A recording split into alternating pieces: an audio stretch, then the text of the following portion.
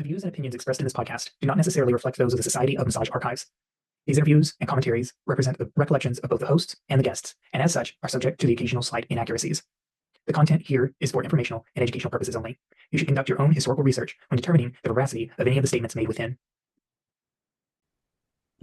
Greetings and welcome to the Hands of History podcast, a production of the Society of Massage Archives, where we delve into the rich tapestry of massage therapy's past, explore its evolution, and share the stories that have shaped this vital practice. Today is Monday, April 21st, 2025. I am your host, Kirby Clark Ellis, and I'm joined today with Dr. Jeffrey Montoya. Jeffrey Montoya has a passion for well-being through massage therapy and body work. He is a Reiki master teacher, board-certified massage therapist, and massage educator. He holds a bachelor's degree from St. Norbert's College, a master's degree from Cardinal Stritch University, a diploma in therapeutic massage from Madison College, and a doctorate in health professionals education from Logan University. He is the founder and president of Academy of Health Massage School. Jeffrey has volunteered and served in leadership for our massage professional organizations. He has received the AMTA Teacher of the Year Award, AMTA Wisconsin Chapter Meritorious Service Award, Aveda Power of Touch Award, and was inducted into the Massage Therapy Hall of Fame. Greetings and welcome, Jeffrey. Thank you. Hello, Kirby. It's so great to have this conversation with you. Another one of the Society's founders. We did Julie last semester, and we're getting around to you finally, our financial administrator. And what I really loved about having a conversation with Julie is that I got to learn things about Julie that I hadn't even discovered about her outside of our professional roles and our professional friendship. So I'm really excited about this. Awesome. I'm excited too. Well, here at the Hands of History podcast, we like to start with our guest's background. So talk to me, take me back to your entry-level education. How did you get interested in massage therapy? All right. I am going to start actually a little bit before I got interested in massage therapy. I got introduced to bodywork through Reiki. And so my previous work was church work. I am a minister. In the year 2000, I came down with Bell's palsy. And so woke up one morning, couldn't move half of my face. And one of the nuns that I worked with suggested that I try Reiki for treatment of the Bell's palsy. And I thought she was crazy. I was like, sister, someone's going to touch me. It's going to realign my energy.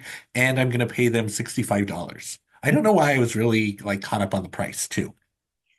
But after several weeks of traditional treatment and my Bell's palsy not getting better, as well as Western medicine not having a finite treatment plan for me, I decided, what the heck, I have nothing to lose. I'm going to try Reiki.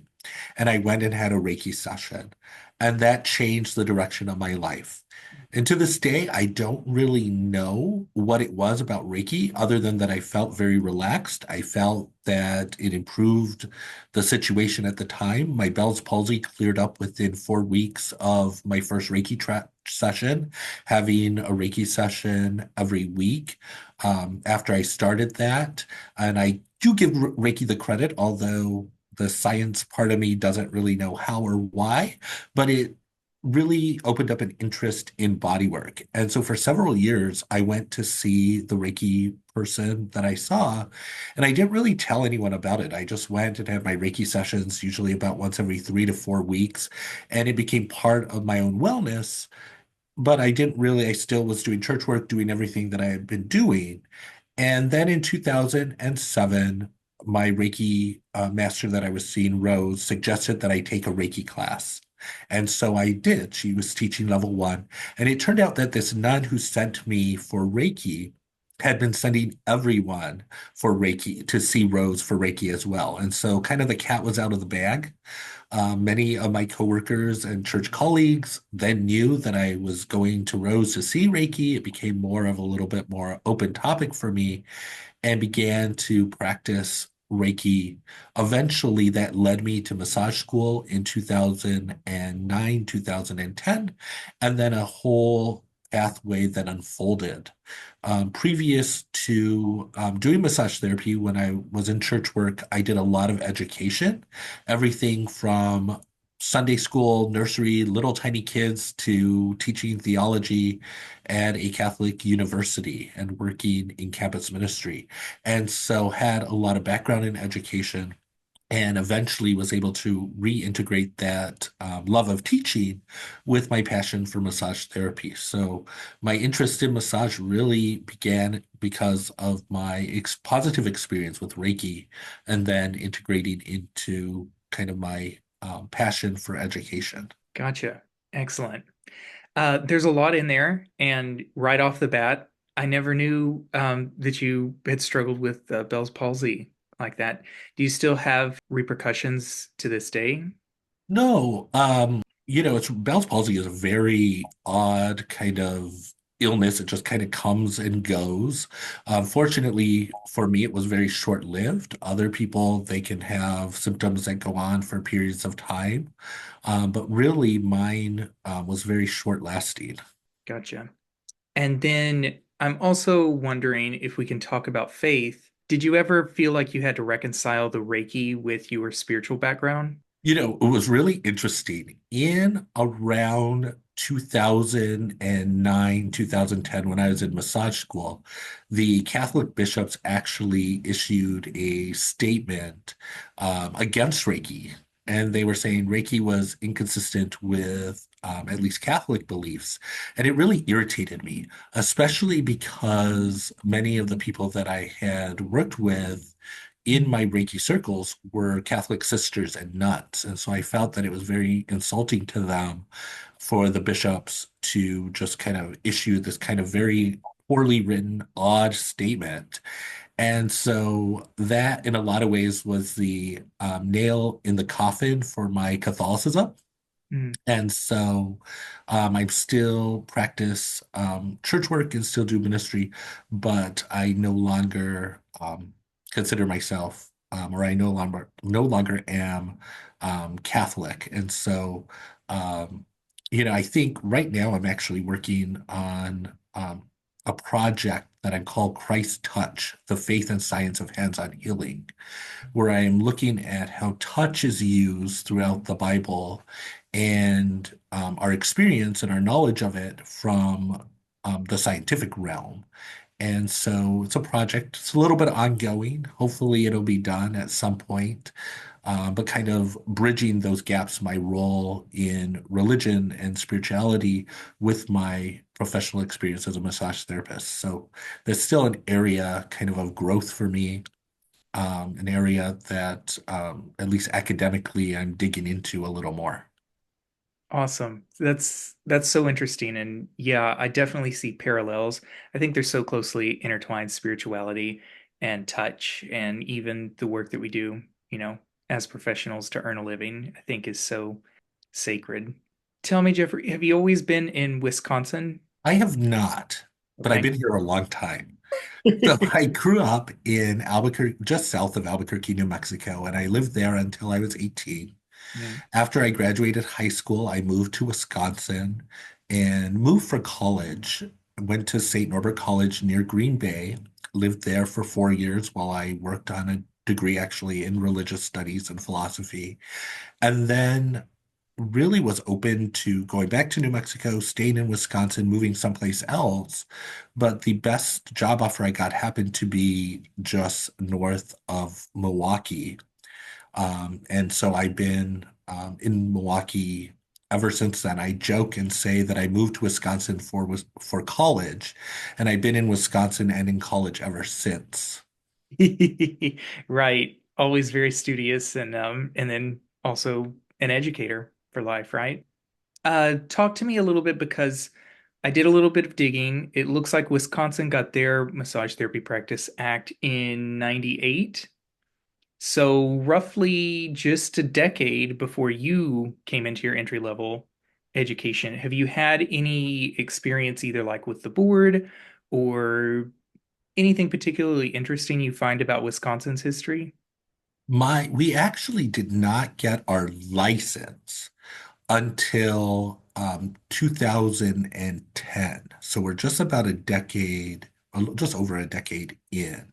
But we did get what was registration previous Okay. in the late 90s, and we had even a lesser credential before that. Not a practice protection, but a form of recognition.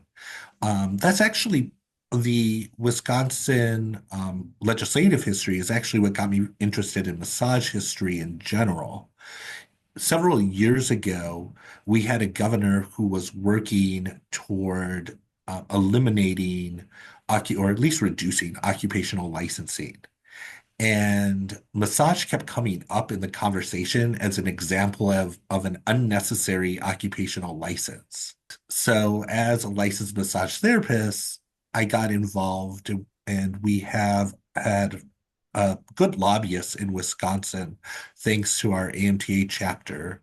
And so was able to connect with the lobbyists, connect with people who were involved in writing the practice acts.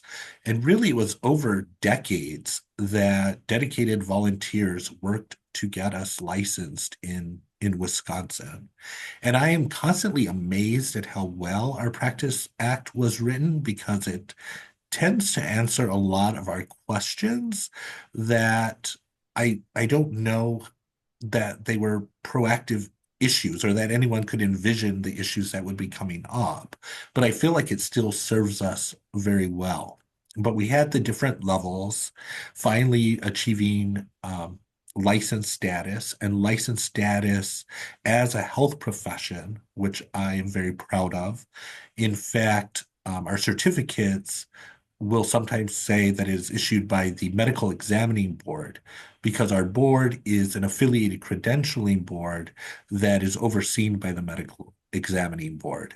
And so I feel like we are well situated as a health profession in Wisconsin. That's not to say that it solves all the issues.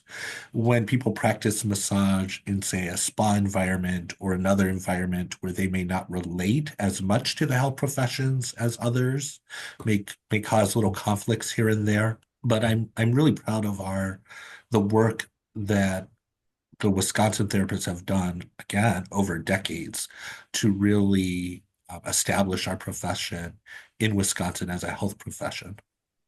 That's awesome to hear. Do you feel like the boards being allied, that works really well? Do you get a sense that there's a good collaboration there? I don't know. There are other affiliated credentialing boards underneath the medical examining board in Wisconsin, and they all have a meeting, I think, either yearly or biannually together. I have not been as involved on that level. I go to the meetings when I can and that type of thing, but I don't know exactly how they all collaborate. The meetings, quite honestly, you probably know better than I, being on the Arkansas board, are very robotic, almost. The majority of it seems to be very prepared by lawyers and others in bureaucracy, and they're just passing resolutions that they have to pass every time to keep the work going. Yeah, the agenda on a regulatory board can be pretty hard to get them to loosen the reins on sometimes, and yeah, a sense of robotics, mechanical, yeah, can definitely be the case. All right, then let's talk a little bit about your entry level education, Jeffrey. You said you started school around 2009, 2010. Mhm. Remind me where you went to school? So I went to Madison College, or Madison Area Technical College, which is a community college in Madison. Now, I was living in Milwaukee at the time, so I drove to Madison, which is about an hour and a half away, for school. And the reason I did that was I had already had my bachelor's degree and my master's degree. And so I needed an education. I kind of made a deal with myself that I could go back to school, but I couldn't take out student loans and I had to be able to afford it. And so my entry level education cost under $4,000. Wow. And my program was just over the 600 hours required for state licensing. And I drove to Madison twice a week for classes at the community college. I was also attracted to the program not only by cost, but because it was administrated in their College of Health Professions. And I felt that was kind of the angle that I wanted to approach massage therapy. Previously, I had studied Reiki. I had done some classes in aromatherapy and reflexology. I'd even taken a cranial sacral course. So I was very much interested in kind of the, for lack of a better word, the woo-woo elements of the profession or the kind of folk healing. And when I decided to go to massage school, part of the motivation was I wanted to learn more about the body. I felt like I was a disadvantage with my clients. I remember I had a client with fibromyalgia who came and I was like, fibro, what? And the internet was not as good as it is now. So I was like trying to Google and figure out things about fibromyalgia. And I really felt kind of ill prepared to work with people as I was getting better and better at Reiki, ill prepared as people with more serious medical conditions were coming to me. And so I initially thought, well, maybe I should go to nursing school. And I went and talked to Rose, my Reiki master, and she said, go to massage school. And I said, oh, I don't know. That doesn't seem like what I want to do at all. But as I began to explore it, it seemed like a real viable option. And so I picked the program because it was in the College of Health Professions, and I felt that it would give me that medical knowledge to complement what I had already learned through bodywork modalities. Do you find that the education that you got there met your expectations of grounding you in a anatomical, physiological understanding with the body? I do. And unfortunately, the program shut down a few years ago, but I felt that the program was put together very well. It was very modular as compared to other massage schools because it was at a community college, that each area was kind of its own course. Gotcha. And I actually used the model when I was designing my own program for the school that I started. Before we get too far from it, I do want to ask, I don't fail to notice that 2009, 2010 is right after the wake of the economic recession in the mid to late 2000s. Did that have any bearing on your decision to go back and get this education? It did not.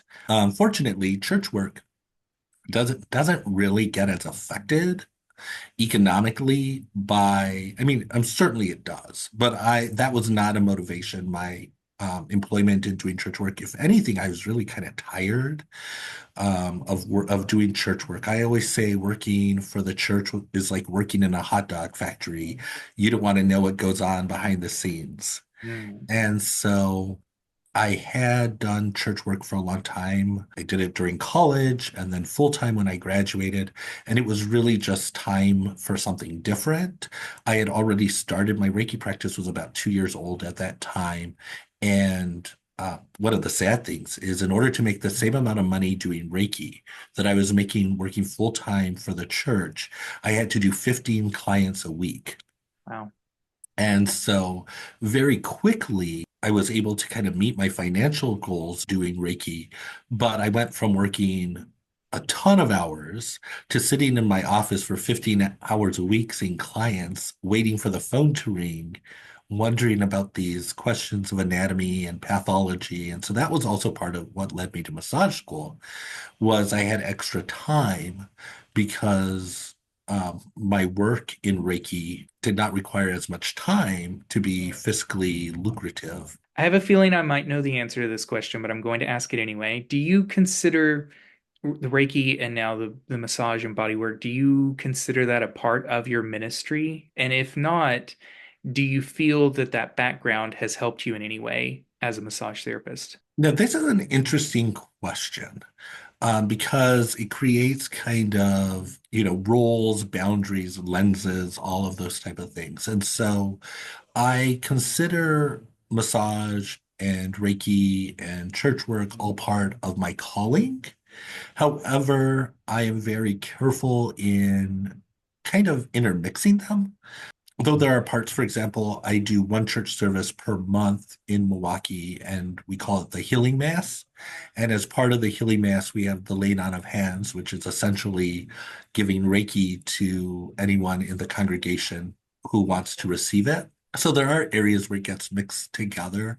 But as far as people who go to my church, if they come to me for massage therapy or Reiki, it's kind of like a separate relationship, though granted part of a dual relationship. I'm just very kind of cognizant of the different roles and the different responsibilities with that. So in a way, it all kind of merges together and forms who I am. However, professionally, there's distinction within those roles. Awesome. Yeah. A very well thought out response, Jeffrey. I've come to expect no less than that from you. Talk a little bit about your instructors, since it was essentially a community college, right? I'm assuming there was a staff and perhaps multiple educators. Yeah, it was really interesting. I am a horrible student. And I think part of it is that when somebody, less so now than I was then, I've learned a little graciousness in my old age, but I can be a very critical student.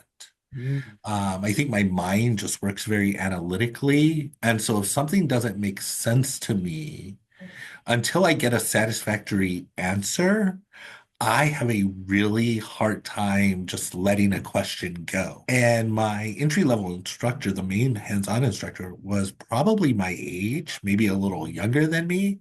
And so I think I was a frustrating student because I just questioned things and just wouldn't let it go. And I think now, having done a little bit more teaching, I am a probably more gracious student than I was at the time.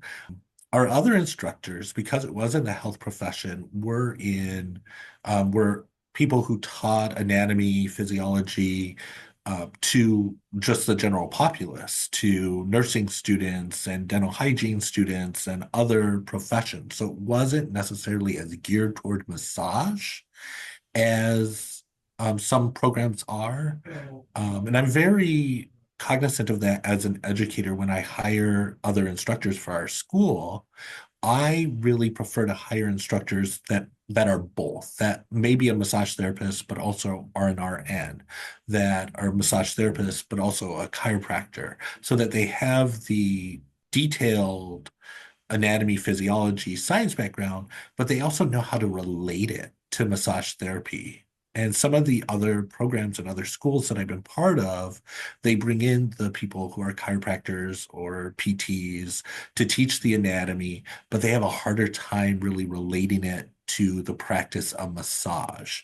And so that was one thing, maybe the negative part about my entry level education was I didn't always feel that the educators were gearing the knowledge toward my eventual goal of doing massage. It was more we're learning anatomy to learn anatomy, not with that direct implication to do massage. So the kind of the pluses and the minuses of a community college, you have that faculty that has wider focus, but then it doesn't always circle back.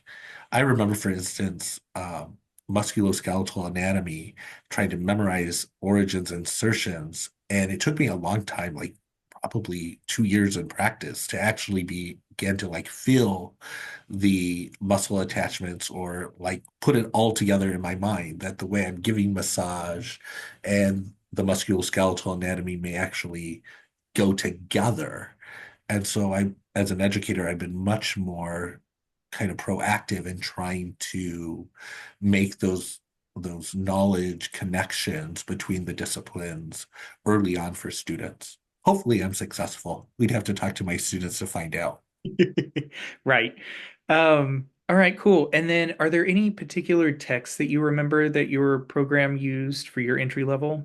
So we use the Susan Salvo massage therapy book, which I love. I also have a great affection for the Tappan's Handbook. I know Dr. Benjamin was one of your past guests. One of the programs I taught and used that as its primary textbook, and I fell in love with it. I think there are a lot, Sandy Fritz's books are very good. There's a lot of material, a lot of good teaching material out there. My program also uses Massage Mastery Online, which is a fully digital book. I mean, I love that we have different resources available. We don't have as much as other health professions because our market is a little bit smaller and more specialized. And I know that we've had trouble with publishers kind of wanting to invest in more textbooks or more diverse offerings because the market is small. And so I think that's maybe an area that we can look at as a profession as we move forward, especially as more and more materials are made available in an electronic format, and more students prefer an electronic format over paper textbooks. That's just an evolution. I have some family members who have elementary and middle school students who don't really use paper books. Like they have a Chromebook or a laptop or an iPad that all of their education is delivered technologically. And we can debate whether that's good or bad. I don't know. But it is kind of the wave of the future.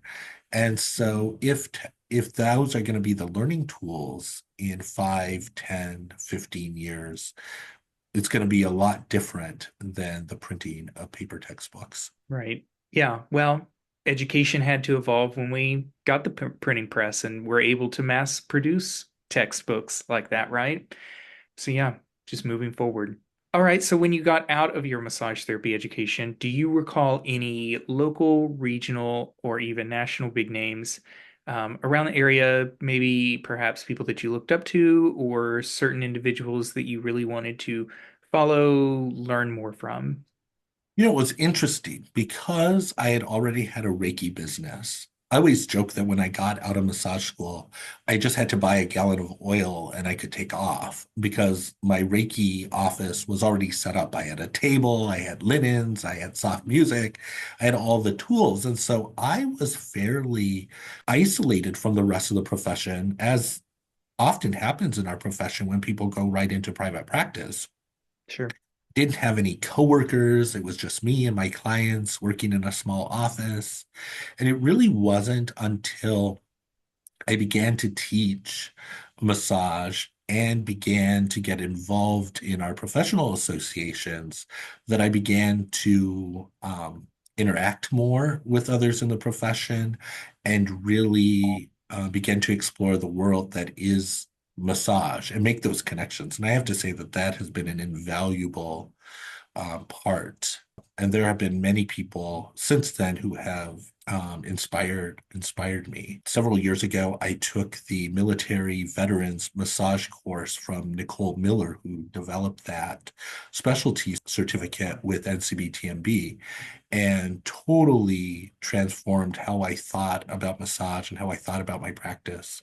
Opened up to my practice to veterans, and for a long time, veterans were my primary client up until recently. We've seen a decline in the number of massage therapy referrals that we are getting from the VA due to budget changes and administrative changes. But yeah, I mean, and that has been really powerful for me, was to be able to make those connections. And I wouldn't have done that had I not started teaching, had I not got involved with professional associations. I was on a committee with Sandy Fritz. We did the International Consortium on Manual Therapies conference a few years ago, and we were on a working group together.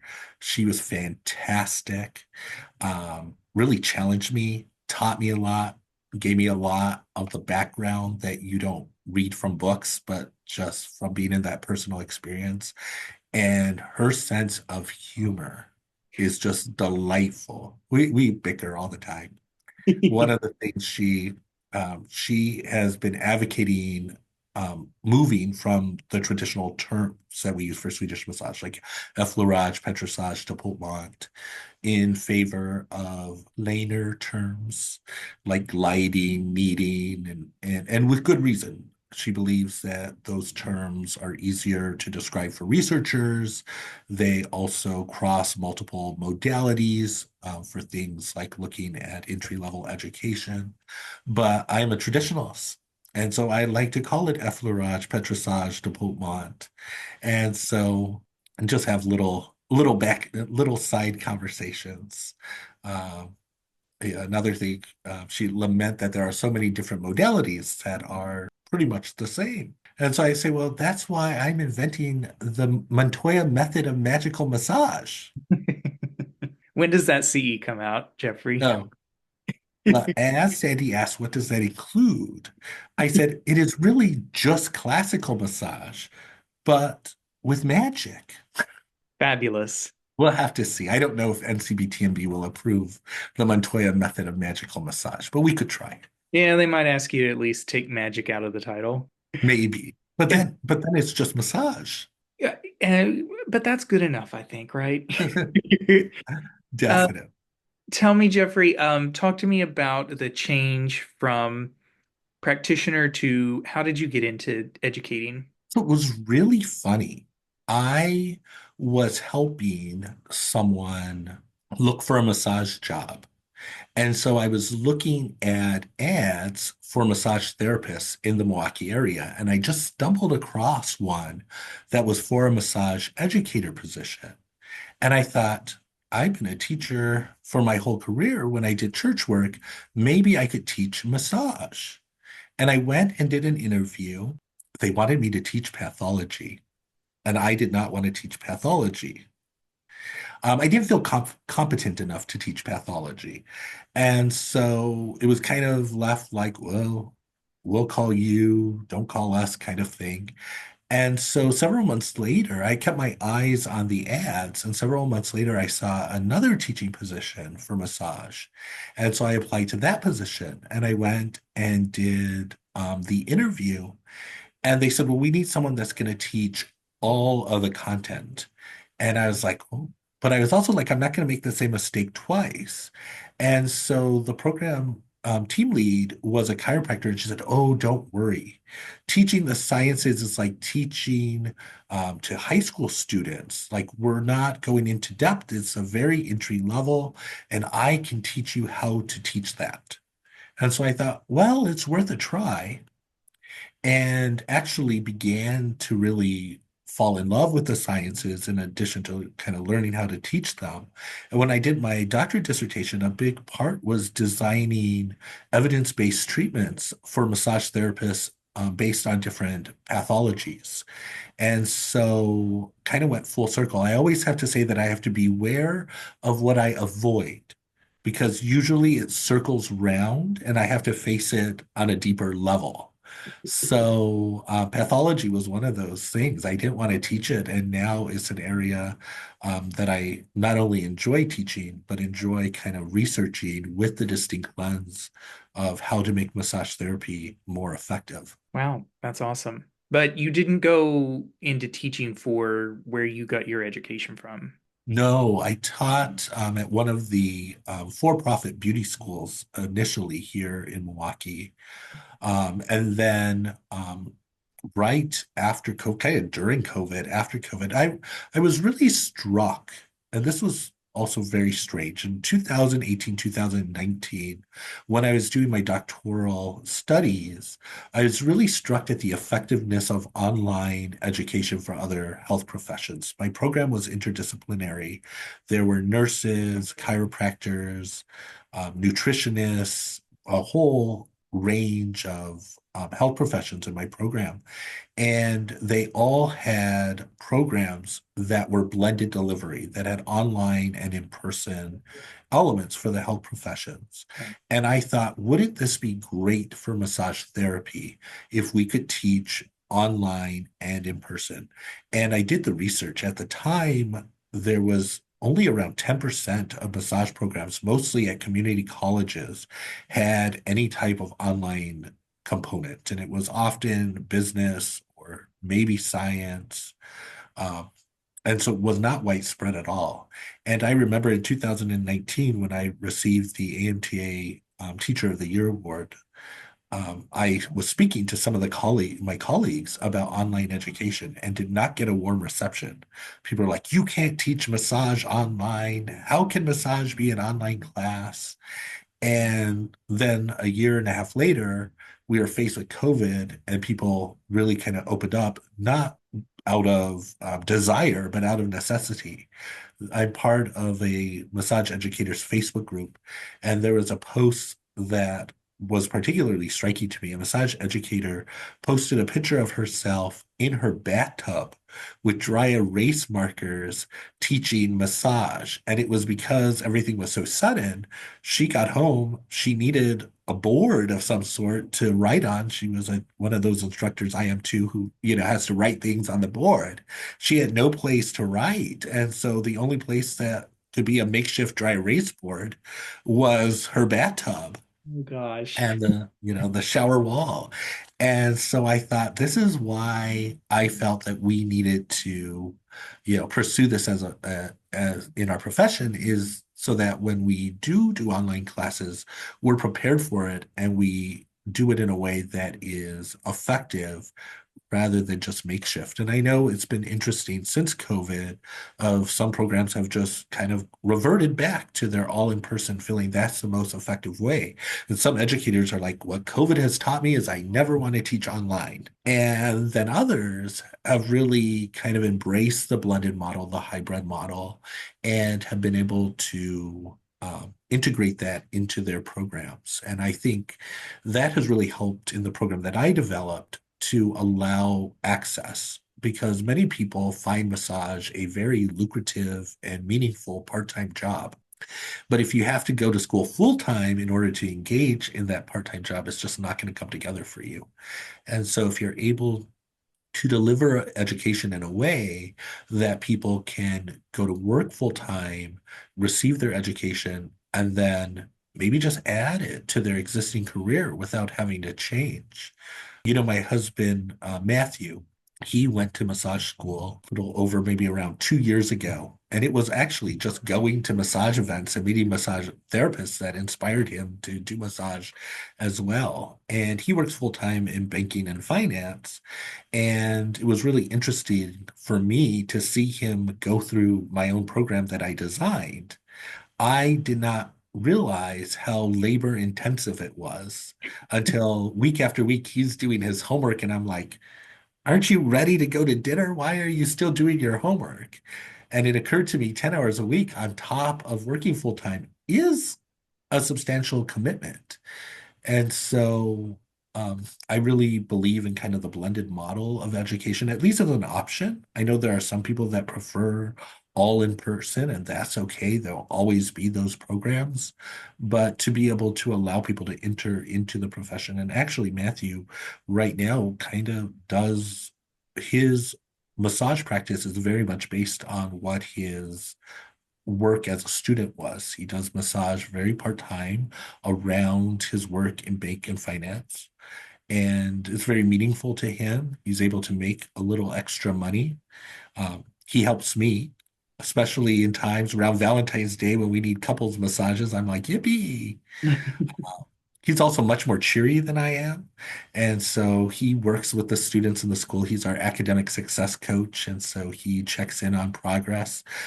People have often told me that students coming to me is like going to the high school principal. And so Matthew is a much cheerier option. And what's interesting is if it needs to get escalated to me, it can get escalated to me or one of our other instructors to address. But Matthew's part-time massage work is really an example of why I designed a program that could be done part-time by people who work full-time, regardless if they wanted to make massage their main line of income or just supplemental. There are very few other professions that you can do for a few hours a week and make $40, $50, $60 an hour. Right. Correct me if I'm wrong then. Am I hearing that having it as a hybrid model was something that your school has been doing since its inception? Yes. So we actually did not start because of COVID-19, we delayed a little bit. That was a very uncertain time. No one wanted to enroll in massage school during COVID-19. We were going to start our program in September of 2020, but we held off until January of 2021 because of all that uncertainty. But the model of it being hybrid was part of the inception. It was part of my business plan. And in fact, our state board, I went to our state board and asked about hybrid education, and they were like, I don't know. And I was like, well, it seems like the statutes would allow for it. And they were like, well, the statutes were written before online education. And it was kind of a little bit of a back and forth. And so I hired a statute attorney. I wrote a white paper. I was totally in the advocating for the hybrid model. But by the time COVID-19 had come, the board had already approved other schools to go to an online model because that was the only thing that they could do other than stop education during COVID-19. So by the time I had got there, they were like, yeah, do what you want. I even said at the board meeting, I was like, I expected a hearty debate. And they said, are you upset that we're granting approval? And I said, no, not at all. But did you even read my white paper? Do you think they did? I think they had other things on their mind during the middle of COVID, but it was a little disappointing. Oh, do you still have your white paper? I do. Have you- It's very outdated. And that was also the thing, was that the data we had at that time for online education was so little. My doctoral work, my academic project at the end, I was looking at NCLEX pass rates for students that had gone to a hybrid school versus NCLEX pass rates to students that had done all in-person education. And what I found was that there was virtually no meaningful difference. The people who had done online actually had a slightly higher pass rate than the people who had done all in person. But it was such a very different sample than we would get now because so many programs during COVID became blended, and the blended learning has shifted over the last 5 years dramatically, that it's just such a different landscape. And I think a landscape for the better. The school, your school, is also a nonprofit school, right, Jeffrey? It is, yes. We're a 501c3. So talk to me about what that means, how that might be different than what other programs have going on, and kind of just a little bit about how that works. So I would say that the model of the nonprofit 501c3 school came kind of from two influences. The first was that the school I worked at prior was a for-profit school. Mhm.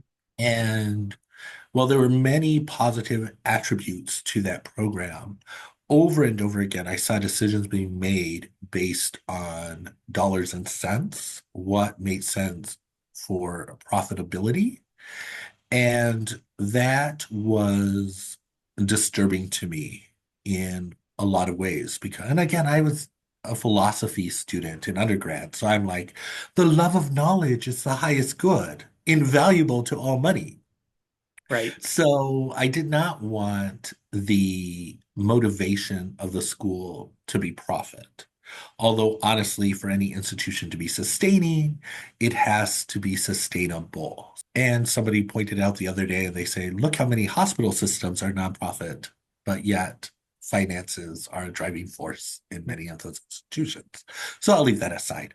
The other thing was because I had done church work and other nonprofit work, I was really familiar with that business structure. And so I was able to put together that organization in a really solid way based on the knowledge that I already had. The major difference is that a nonprofit is run by a board of directors rather than owned by an individual. And that, to me, is also another asset because that puts that organization in the public trust and is owned by the public or operated by the board. I also wanted something that was going to outlive me. One of the things I have noticed about many massage schools is that they have terrific charismatic founders, and they do top-notch education, and they develop these wonderful graduates who go on to influence the field. And then the founder educator decides to retire or sadly may pass away, and succession is just not something that happens very well, and the institutions close, or they go on for a little while, deteriorate and close, which is almost sadder. Right. And so I wanted to set up a nonprofit school because I felt that it was a way that would allow the organization, if it was successful, to go on while I'm retired on the beaches of Puerto Vallarta or someplace else beautiful, or after I have moved on from this realm. And so I wanted to create something that was sustainable.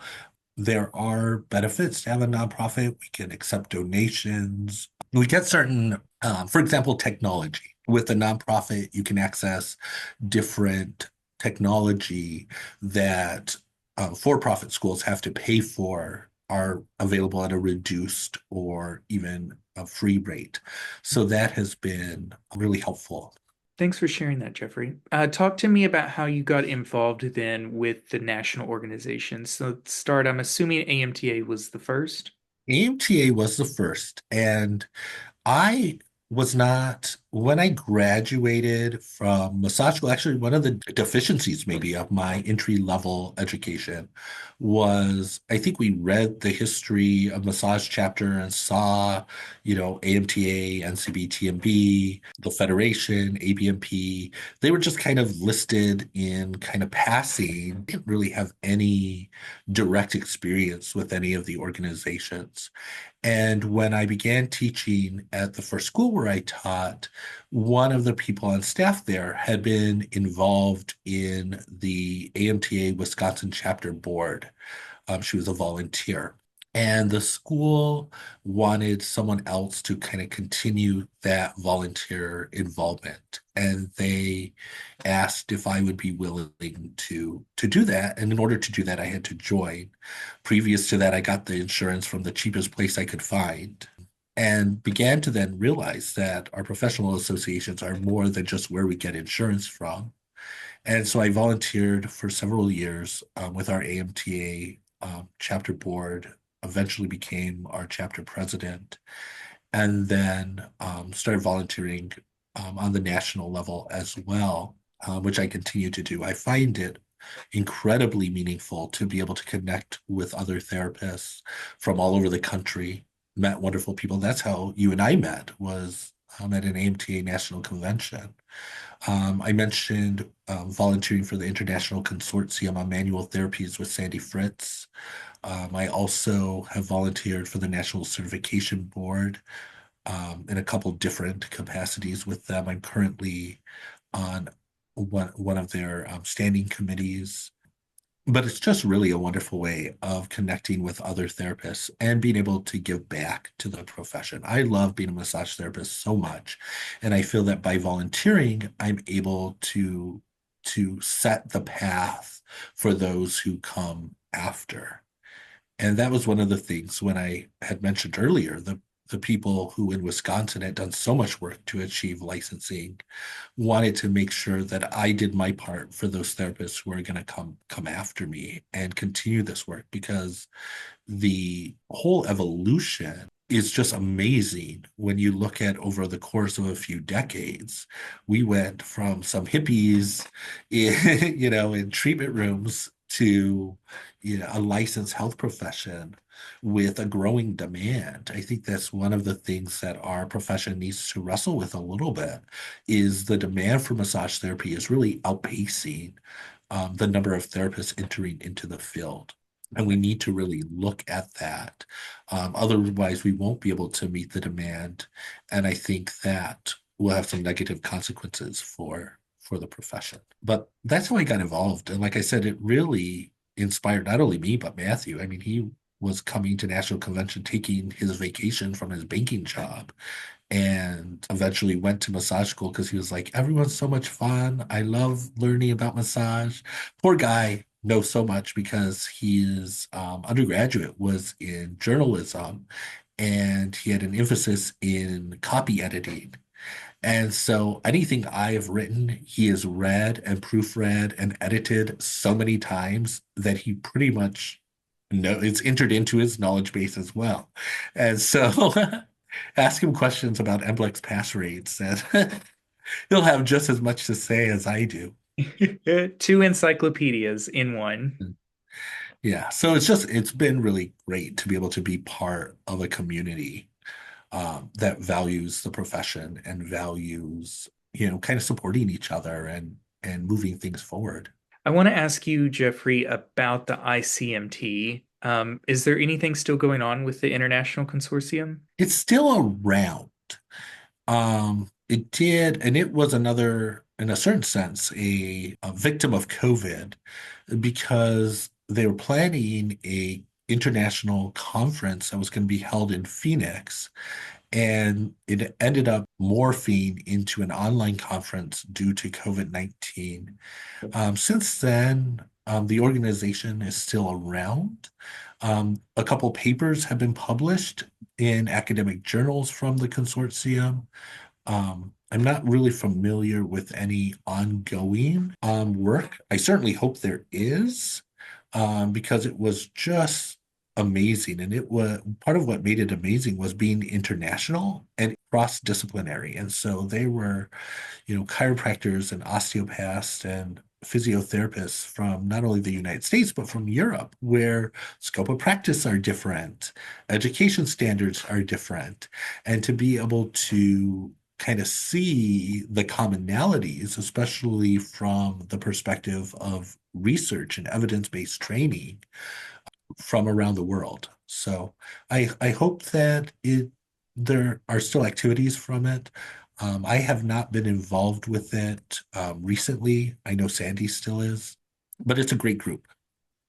And then talk to me about you're also board certified. Do you want to speak a little bit about the motivation behind that, continuing it, and the value that you see? So, in all transparency, I became board certified because at the time that I became a massage therapist, the NCB-TMB test was the test that you took to get your state license. And so it was called national certification at the time. And so if you took the national certification test, you could apply for your state license. So it functioned in a lot of ways the way the NBLEX functions now. And so after national certification changed to board certification, I continued it and then eventually began to do some volunteering. And I believe it was at the invitation of Dolly Wallace, who I got to know through AMTA, a wonderful massage therapist, a dedicated volunteer to our profession. And I think she just asked if I had served on a committee, and I could not say no to her because of all the wonderful things she's done. And so, and I really value my board certification and encourage my students and my colleagues to also become board certified. It is amazing that our profession was able to accomplish board certification in the manner that we have. And I know there's a whole evolution to that. But when we think of the other professions and their board certification, it is a mark of a higher level of standard, a higher level of excellence in that profession. And so AMTA had done a survey a few years ago, and they asked the public, do you prefer a board certified massage therapist to one who isn't? And it was shocking how many people said that they would prefer a board certified massage therapist. Now, what was interesting is that because the number was so high compared to the actual number of therapists who are board certified, it seems like there may be a association or an ideal that maybe is not matched up to the reality. And so I just think when we compare our profession, especially if one is working in a health system, people are always wanting to go to the board certified cardiologist or board certified surgeon. For us to be able to have that credential that people relate to in that way is really, really important. So it is important to me, and I put my volunteer time where my ideals are. And so that's one of the reasons why I volunteer for NCBTMB, is because I want to continue to advocate for our profession to have board certification available and for therapists to be able to elevate their practice through that level. I love that. Yeah, I think board certification is one of the most important things that we've done in a while, and overall as a modern profession. Jeffrey, can we shift gears? Can we talk a little bit more personal identity? Particularly, can we talk about race? Certainly. I understand that you were Indigenous, you're Native American, as well as Hispanic. Talk to me about how those two identities interact as a massage therapist. So I grew up, as I mentioned, just south of Albuquerque, New Mexico. My grandma is Native American. She still lives on a reservation in New Mexico. I'm a registered tribal member of her tribe, and my dad's family is Hispanic. Trace some of our origin to Spain. I did a ancestry DNA test a few years ago, and it came out that the majority of my heritage is Spanish from the Iberian Peninsula, a touch of English, and a variety of indigenous populations from North and Central America. Wow. And so I concluded that I am the colonizer and the colonized, all mixed together in one conflicted identity. Yeah. Um, and as a massage therapist, I have been very, very cognizant of how massage is as a profession as well as a commodity, so to speak. We're getting better, but when we look at a room of massage therapists, we're going to notice that it's not very diverse. And when we do studies of marketing research, perhaps, or use research of massage consumers, we're also going to realize that that's not very diverse at all. And when I was transitioning from church work to massage work, one of my dear church colleagues pulled me aside and she said, when you become a massage therapist, do not forget the poor. These spas are playgrounds of the wealthy. And that has stayed with me. And even as a massage educator, I have worked to offer scholarships and other opportunities collaboratively with other organizations to make sure that our student body is diverse and that we are training a diverse population to enter the field. And I haven't done any comparisons, but our graduates are very diverse. We have graduated many Hispanic students, African American students, LGBT students. My sense is that actually LGBT is pretty well represented in the profession. I don't feel that there's as much of a paucity of that as there is racial minority shortage. And then also we have worked, my school is currently working with an organization in Milwaukee that's in the central city, very diverse part of town, and offering massage therapy on site there at a minimal cost to try to reach a population that is underserved with massage therapy. And we've done that. We've partnered with a couple of different organizations since our inception to attempt to make massage available, both the education level to increase the diversity in the field, but also the hands-on services. But I do think cost is a barrier to people from lesser socioeconomic backgrounds, and race does statistically play a role in economic makeup. So that is something that's dear to my heart, something that I've tried to be part of the solution to. I don't know, other than people working on the grassroots to address those issues, that there are other ways. I know AMTA has been engaged in a diversity, equity, inclusion, and belonging initiative at the national board level.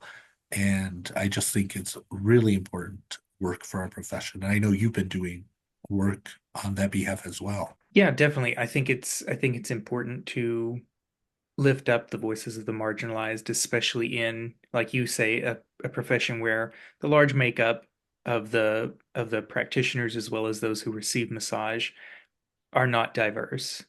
I'm wondering, Jeffrey, are there massage therapists of Hispanic or Native American background that you look up to, or if there were very many around you as you were coming through this profession? Not at all. Not that there's not that I don't look up to, but I was not surrounded by that at all.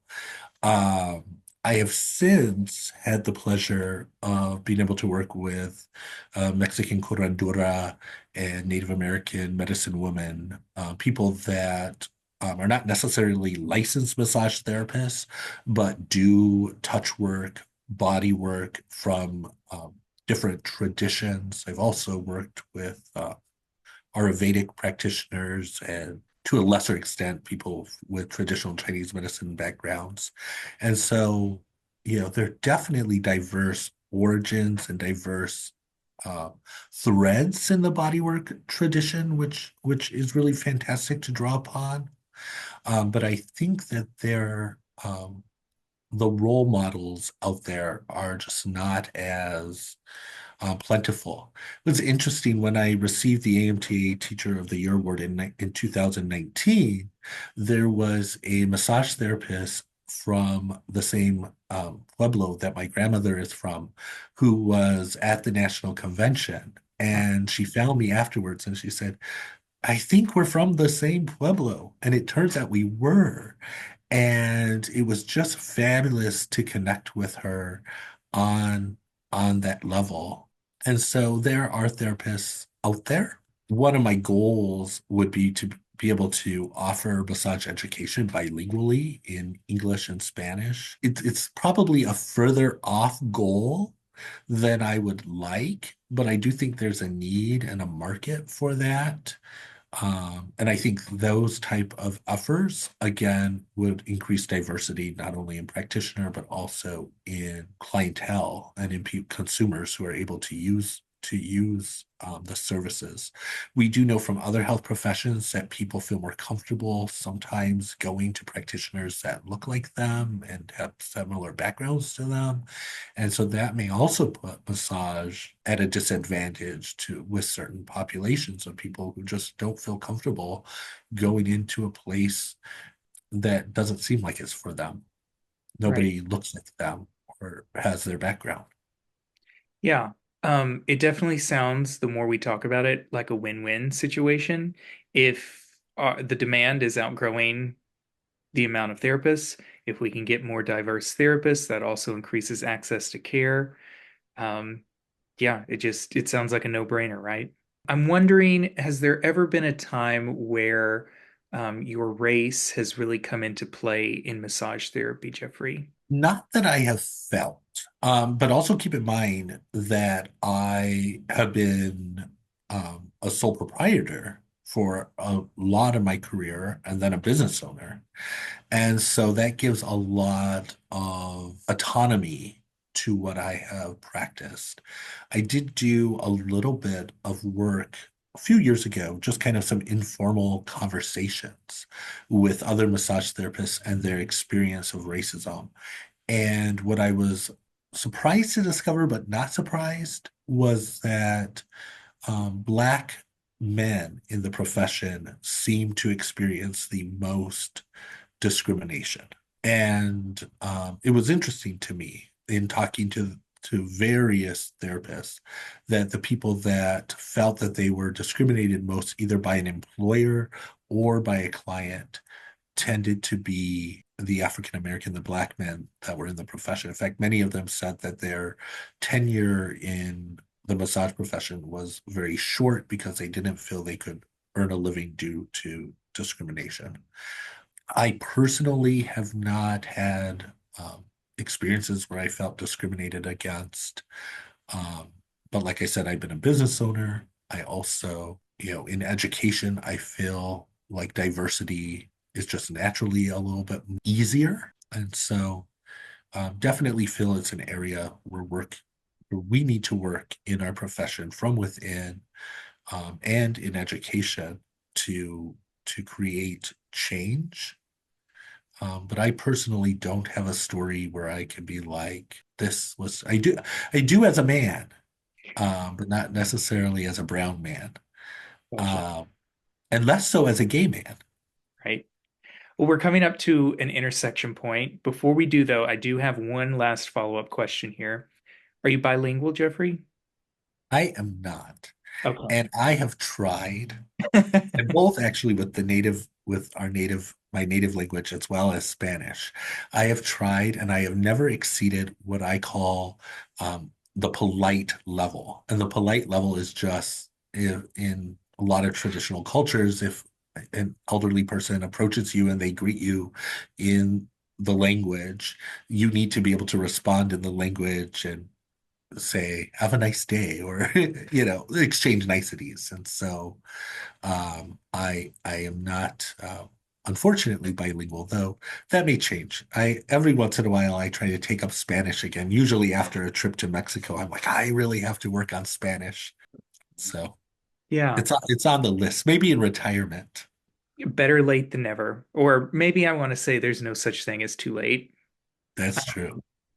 Jeffrey, talk to me then. Let's talk about where do you think gender and sexuality fit in with massage therapy, and specifically stories in your instance as being a gay man.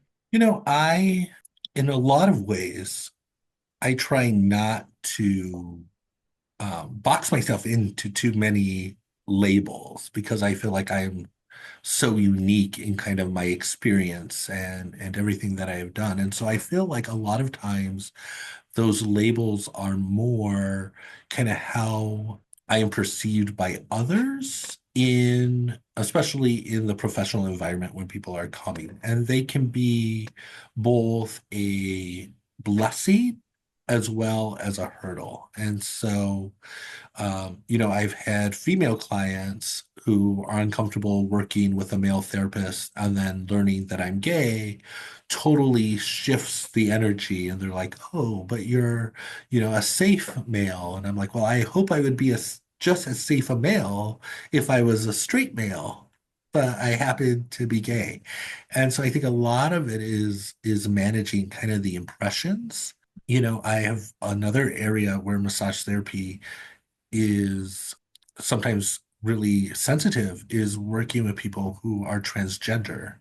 And that already creates a layer of bodily uncertainty and guardedness and fear of judgment. So sometimes being a member of the LGBT community, we can facilitate a safe space for those who are in transition or have undergone transition. And that's not to say that other people can't do that and that other people shouldn't do that, but it's because we're already included in the same community, maybe makes it a little easier. Definitely. I'm wondering, are there other specific LGBT and specifically homosexual men in the profession that you look up to, Jeffrey, or that you used as perhaps a role model, someone that you could take inspiration from? I really, again, did not have a lot, even in my early education, of exposure to other therapists, much less kind of knowing who was LGBT. As I got volunteering with the profession and going to things like national convention, meeting other therapists, at one point, there are several chapter presidents from around the country who are LGBT. And without naming them all, I don't know everyone's comfort level. I know most people are out, but Right. it really struck me and kind of formed almost like a little community of people who have been doing really great things. And some people for many, many years, I think of one of the massage therapists in Georgia, who has been out and proud and doing massage therapy and massage leader for many, many years. And so it's really more that personal connection than anyone kind of famous or kind of from the history books or from the timelines. I think my inspiration really is from kind of contemporary colleagues. Right on. Thank you for sharing that with me and your insights, Jeffrey. Let's move on to talk a little bit about history before our time ends here. You said that the history of your specific state's advocacy efforts is what got you into more of the broader scope. That's certainly a position or a statement that I can also identify with. Talk to me about that. How did you get started with history? Well, it really kind of became like a little investigation game because as I was looking at, okay, well, how long have we had a license? What did that entail? What did we have before that? And then because we're talking about, decades and years, not centuries, I was able to track down some of the people that had been involved in the movement and kind of like, how was this? And there were a lot of surprising things that, again, I wouldn't learn just from reading an article or a book. Like one of the leaders in helping get us licensed, I said, what motivated you? What got this going? And she said, well, when I first went to get my massage license, and this is in the 80s, I had to go to a doctor and get a notice that I didn't have any sexually transmitted diseases because massage was so closely linked to sex work at the time. I was not applying to be a prostitute. I was applying to do therapeutic massage, and Right. that was part of the motivation that this has got to change. This is not, what I am doing is, wanting to help people and care for people. Had a massage therapist tell me just the other day, this was very recent. She's been a massage therapist for over 40 years. And her husband had never had a massage until he came with her to my school to be a model for geriatric massage. Oh, wow.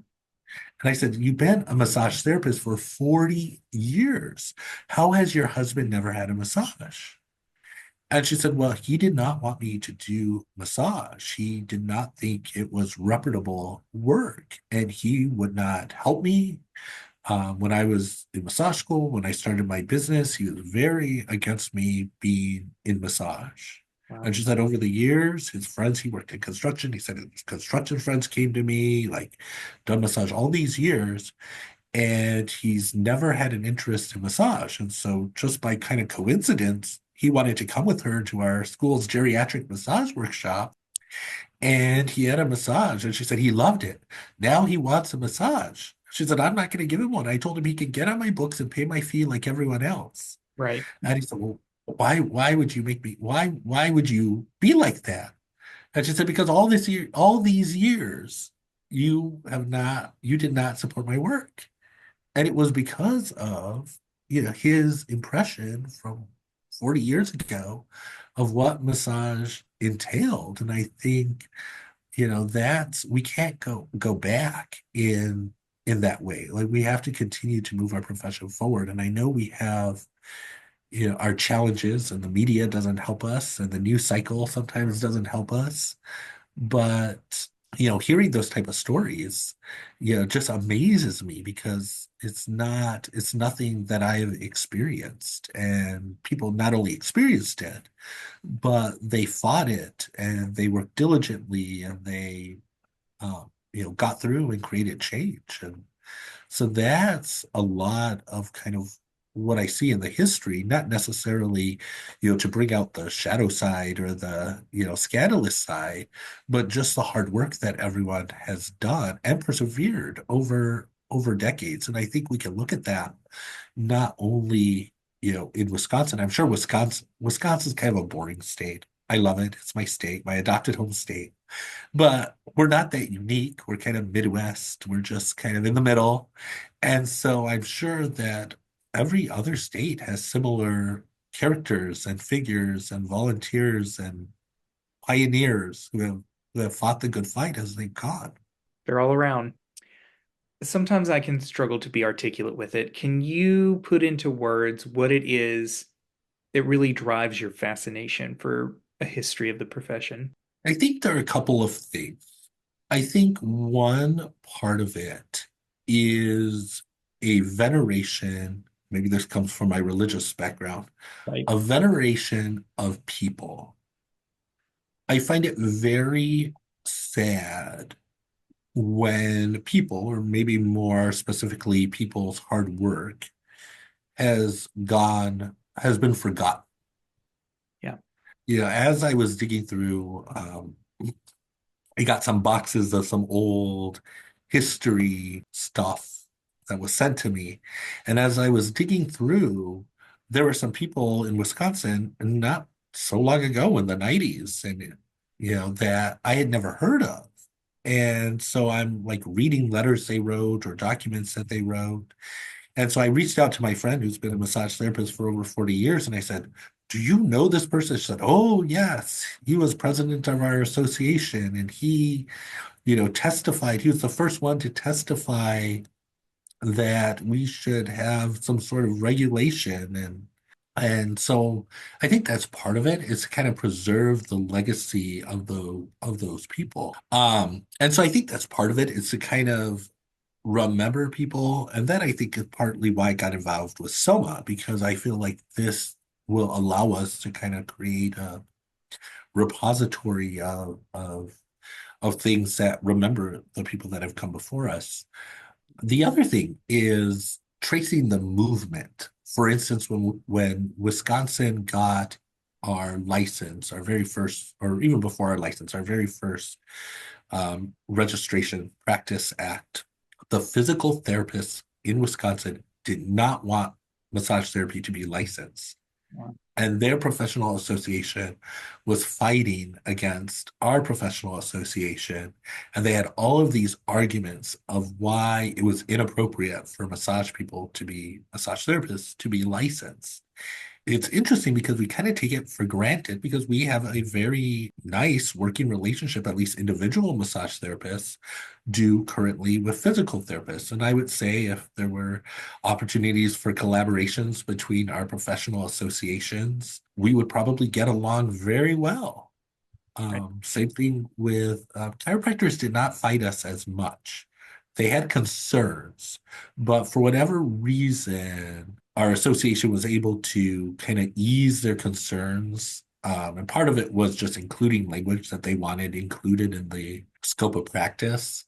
But I think it is helpful to know the reality that we're in right now is better than it was before, and things can get better.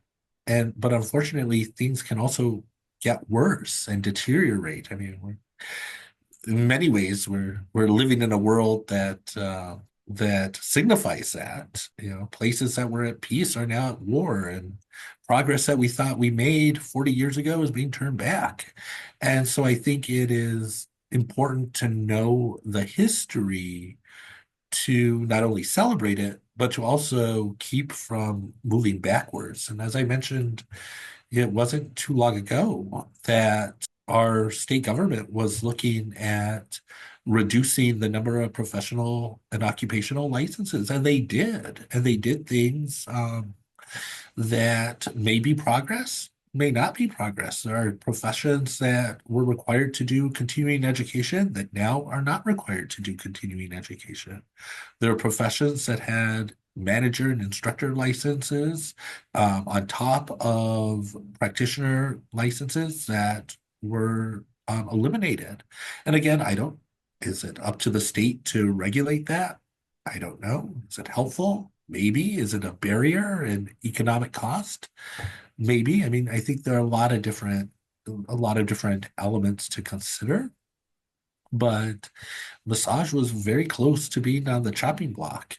And it was really only because of our professional association, our lobbyists, the networks that we built over the years, that we were like, maybe this is not a good idea.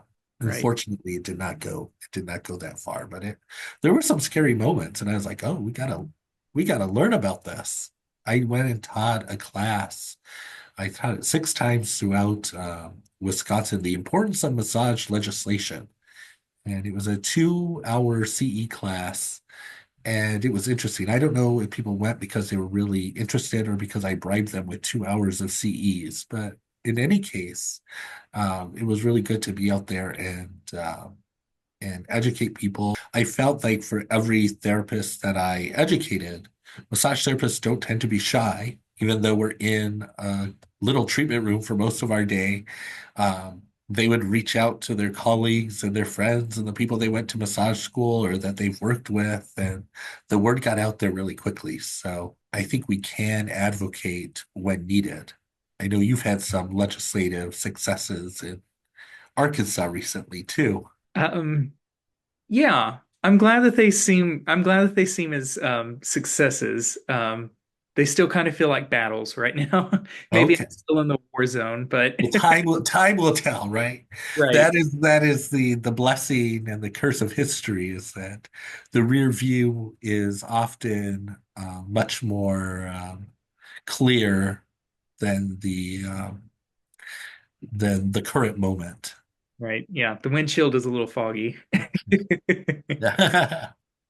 Tell me, Jeffrey, do you have any methods of preserving or methods of sharing history? Personally, I do not, and I am not a saver, and so I um, do not give me a paper thing and think it is gonna hold on. A digital image of it may survive, which I think is probably maybe my method is to try to scan things, digitize things, have images of things that can live, on a Google Drive or in the cloud someplace where it can be accessed.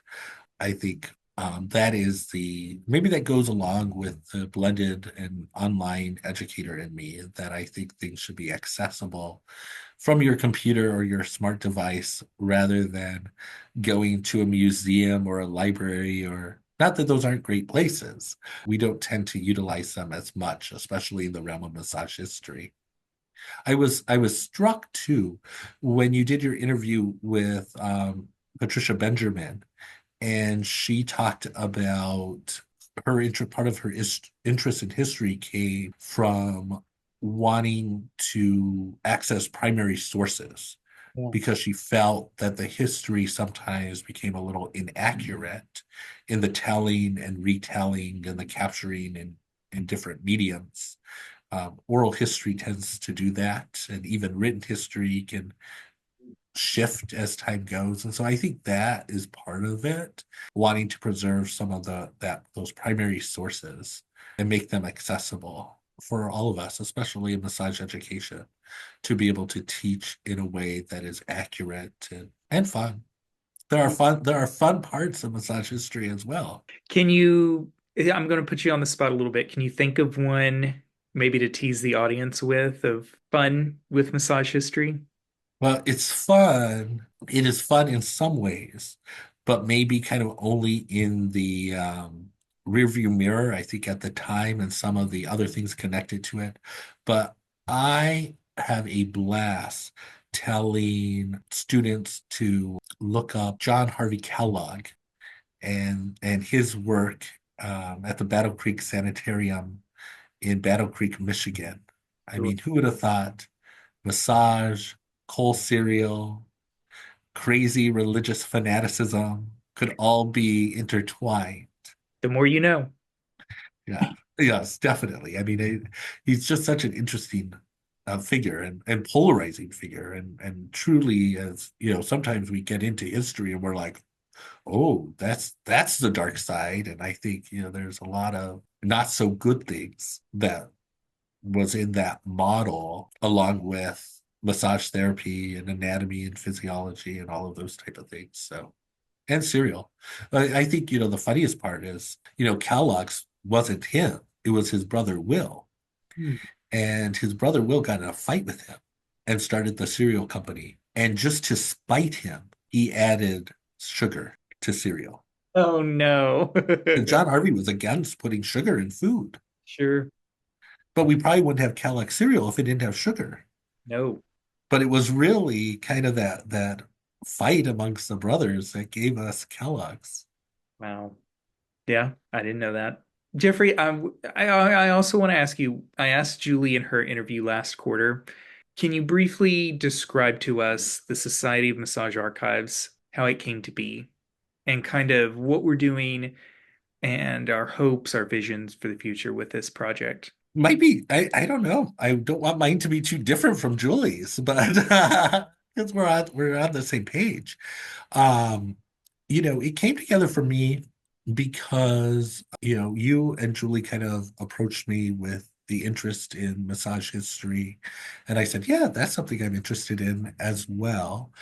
And I really wanted to bring the nonprofit element to it because, again, that's just kind of my comfort zone. And I'm like, well, if you want to create something that's an organization and allowing that organization to be a 501c3 gives it some sustainability.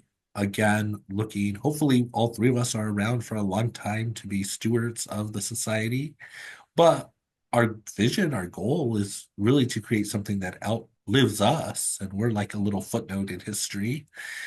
Many years from now, when people are like, what was massage like in 2025? And they're like, oh, it was so different. You should see we have this podcast of Kirby and Jeffrey and the things they were talking about back then. And so I think it's just to, help create an organization that can be a repository of the things that we have for massage history, hopefully can allow it to live on for our profession, give inspiration to us, teach us about past successes, maybe caution us against possible potholes or wrong turns or things that will not help us. I like to see my goal is that the society maintains digital archives, that we have a strong online presence. I know you may have a more physical vision, and that's okay. We can do both. We don't have to do one or the other. That's the joy of hybrid models, right? Yes. You can have a digital copy of a document online, and Kirby can have it behind glass for safekeeping someplace. We do Yeah. that a lot with our historical documents.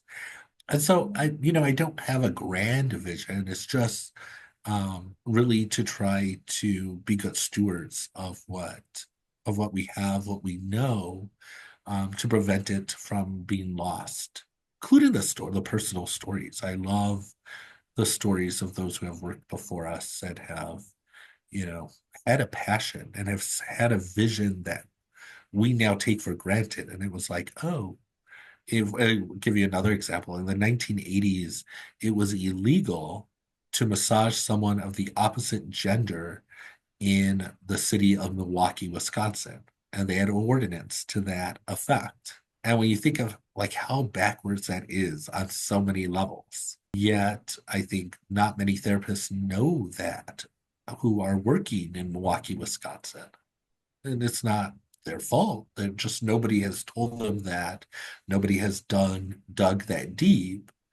But it's a little shocking. It gives you a little something to think about when you know that little bit of history. Right. And what it took to make that change and the Mhm. story behind that, right? Jeffrey, I want to come into some closing thoughts. I want to ask you, first of all, what are you most proud of? Oh, that's a hard question. I honestly feel like my legacy is in my students. And so my favorite time of the year is graduation. And you will notice when my school has massage graduation, I put on my floppy doctoral hood and my students have robes. I hire musicians to play pomp and circumstance. We buy a cake from the best bakery in Milwaukee to celebrate graduation.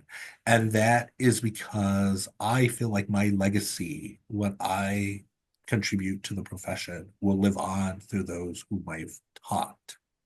I was just talking to one of my graduates earlier today, and she opened a new space in a city about an hour from Milwaukee. And she said, do you think my new spa could be a satellite campus for the Academy of Health, which is my school?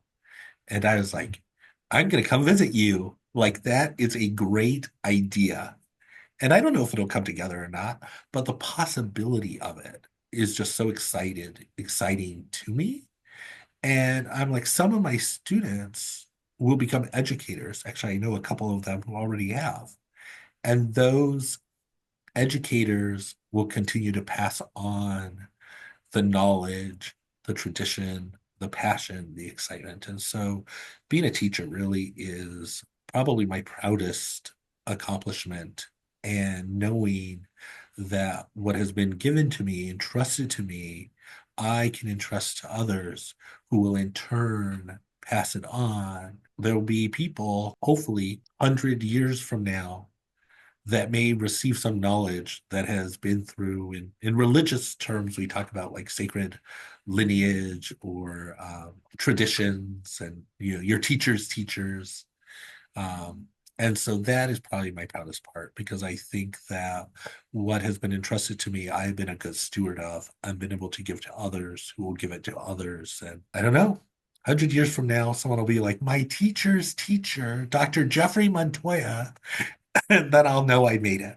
Yes, absolutely. That's a great answer. Jeffrey, tell me, is there anything else you'd like to share that we haven't covered in the conversation so far, or anything that we've talked about that deserves a second to be brought back up real quick to touch on again?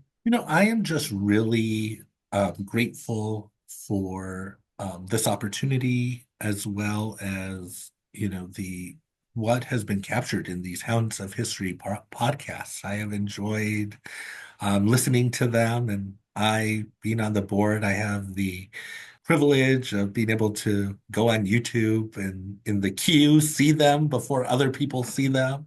I'm like, oh, this is a perk of the job. And so I want to thank you, Kirby, for all of your work.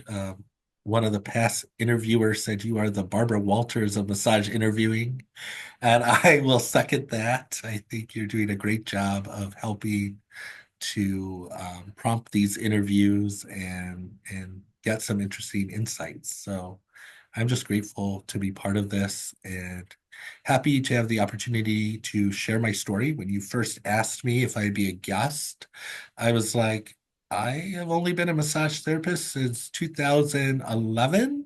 I don't know that I have that much history, though. I have my dear nephew is 21 years old, and I've been very close to him since he was a baby. I was his godfather for his baptism. And the more I interact with him, the more I feel old.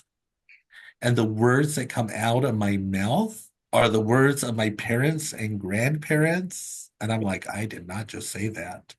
But not only am I saying it, but I'm feeling it. And I'm like, back in my day.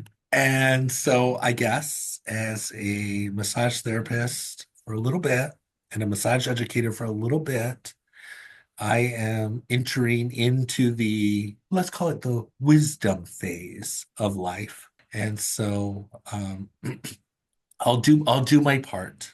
I'll pick up that torch if I need to. I'm really thankful that you're picking up that torch and that you and Julie are walking this and helping build this with me. I can't imagine better people to have on the board of directors here with us at SOMA.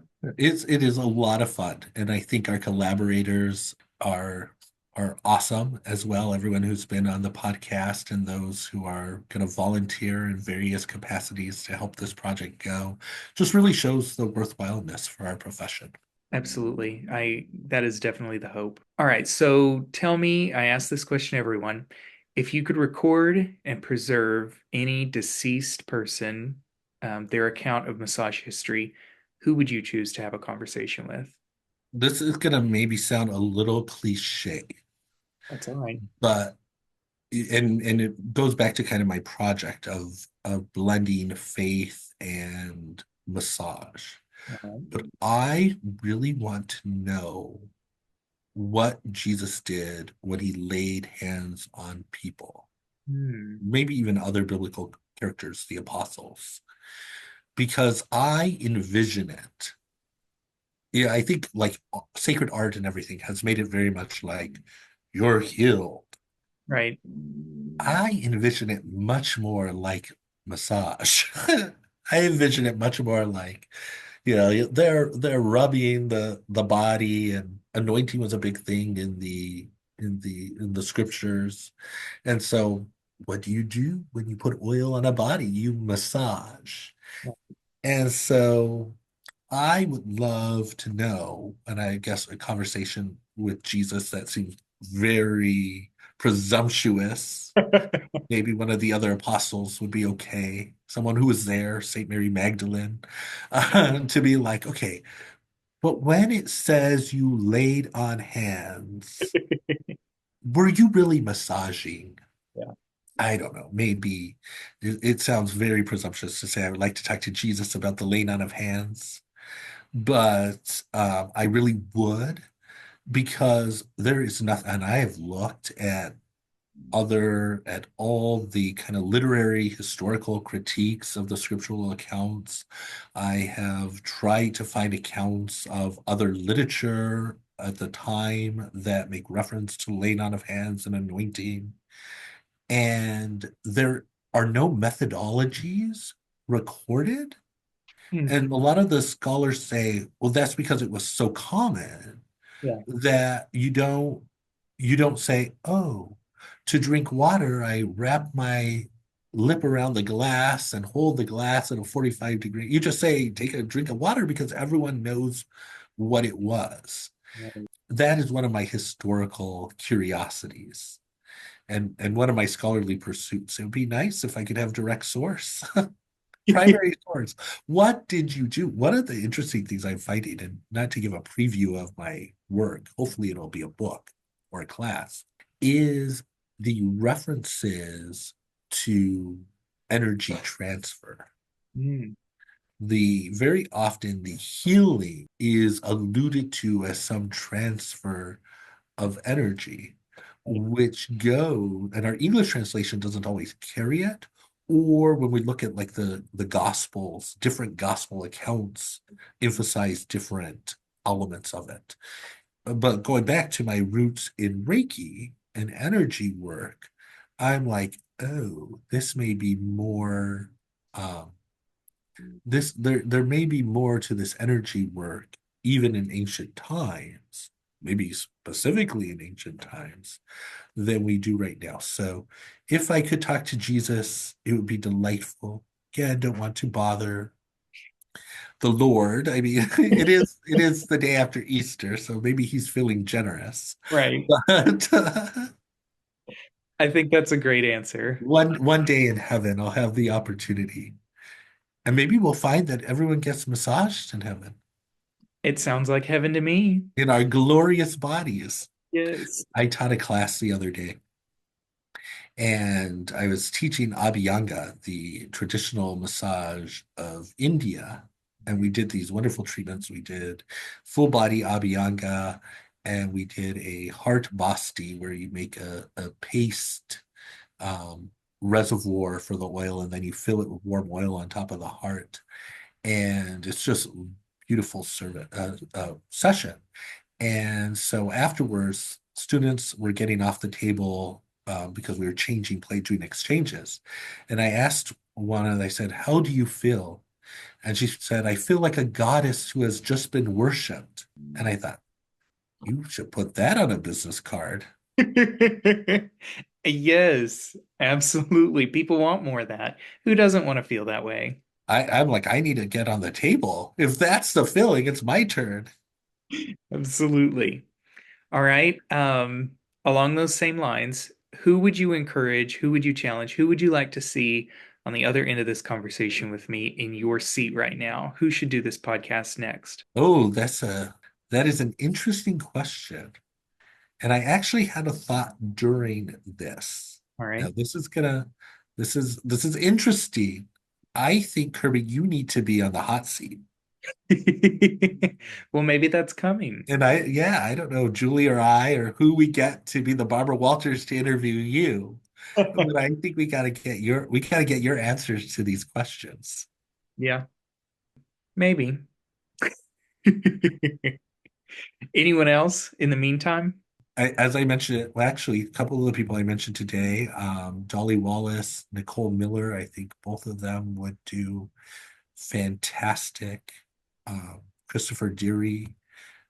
There are a lot of names of people who are doing a lot for our profession and have their own unique experience, insights, and motivations. Those are some great names.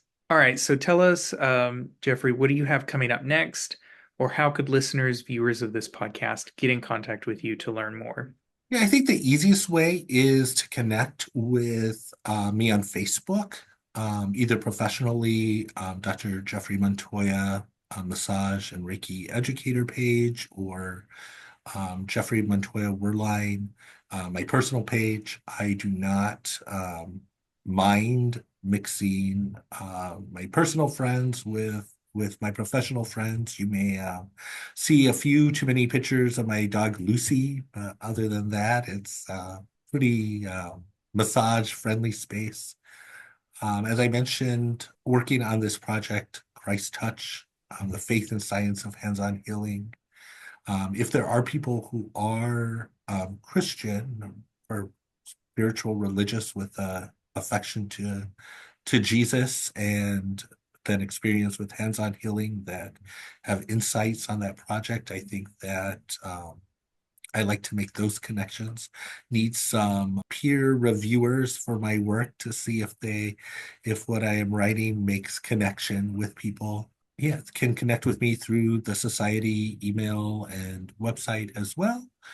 And just really grateful for all the work that everyone is doing on behalf of massage therapy, and happy that we're able to connect us to the history and hopefully give a little inspiration along the way.